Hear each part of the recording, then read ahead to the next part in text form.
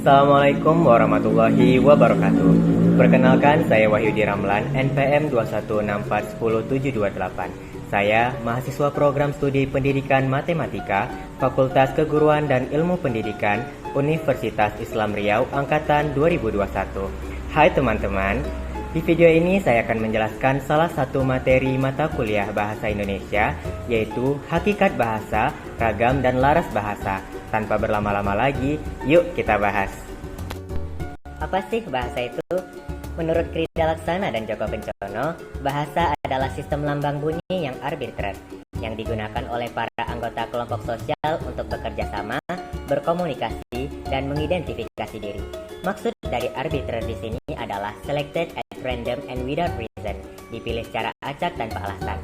Mana suka ini juga berarti seenaknya, asal bunyi, tidak ada hubungan logis antara kata-kata sebagai simbol dengan yang disimbolkannya. Lalu menurut Graf, bahasa adalah alat komunikasi antara anggota masyarakat berupa simbol bunyi yang dihasilkan oleh alat ucap manusia, yang mana bahasa juga digunakan untuk bersosialisasi dalam kehidupan sehari-hari. Bahasa juga bisa berupa ucapan maupun dalam bentuk tulisan. Apa sih fungsi bahasa itu? Hussein Lubis dalam bukunya yang berjudul Analisis Wacana Pragmatik mengutip pendapat dari Vino C. Hinario mengatakan bahwa fungsi bahasa terdiri atas 5, antara lain fungsi interpersonal, fungsi direktif, fungsi referensial, fungsi imajinatif, dan fungsi personal. Yang pertama ada fungsi interpersonal, adalah kemampuan untuk membina dan menjalin hubungan kerja dan hubungan sosial dengan orang lain. Hubungan ini membuat hidup kita dengan orang lain menjadi baik dan menyenangkan. Yang kedua, ada fungsi direktif. Fungsi ini memungkinkan kita untuk mengajukan permintaan, memberi saran, membujuk, meyakinkan, dan sebagainya. Hal ini menjadikan semua keinginan kita bisa dikomunikasikan dengan baik. Yang ketiga, ada fungsi referensial. Fungsi ini berhubungan dengan kemampuan untuk menulis atau berbicara tentang lingkungan kita yang terdekat, dan juga mengenai fungsi metalinguistik. Yang keempat, ada fungsi imajinatif. Fungsi ini berhubungan dengan kemampuan untuk menyusun ritme, baik bahasa maupun tulisan.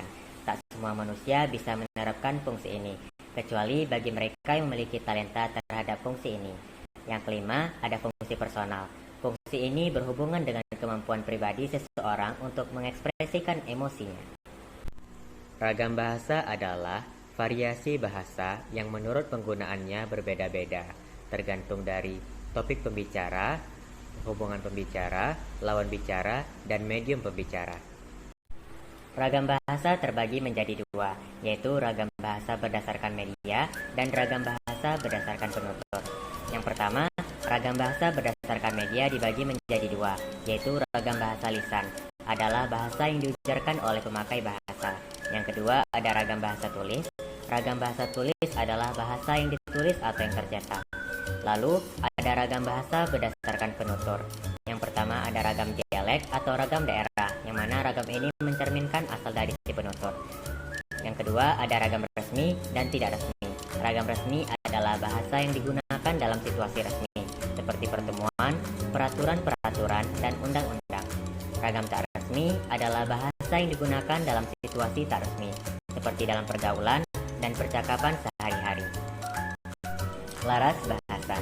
Laras bahasa adalah ragam bahasa yang digunakan untuk suatu tujuan atau pada konteks sosial tertentu.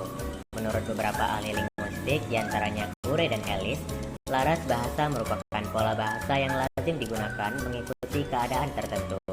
Hal ini bermakna situasi akan menentukan bentuk bahasa yang digunakan oleh pengguna bahasa itu dan pemilihannya, berdasarkan konvensi sosial masing-masing. Banyak sekali laras bahasa yang dapat diidentifikasi tanpa batasan yang jelas. Di sini saya akan menjelaskan laras bahasa menurut Joss, yang mana ia membagi 5 laras bahasa berdasarkan derajat keformalannya. Yang pertama, ada frozen atau beku. Ragam beku digunakan pada situasi hikmat dan sangat sedikit memungkinkan keleluasaan, seperti pada kitab suci, putusan pengadilan, dan upacara pernikahan. Yang kedua, ada formal atau resmi. Ragam resmi digunakan dalam komunikasi resmi, seperti pada pidato resmi, rapat resmi, dan jurnal ilmiah. Yang ketiga ada konsultatif. Ragam konsultatif digunakan dalam pembicaraan yang terpusat pada transaksi atau pertukaran informasi. seperti dalam percakapan di sekolah dan di pasar. Yang keempat, ada casual atau santai, yang digunakan dalam suasana yang tidak resmi dan dapat digunakan oleh orang yang belum tentu saling kenal dengan akrab. Yang kelima, ada intimate atau akrab. Ragam akrab digunakan di antara orang yang memiliki hubungan yang sangat akrab dan intim.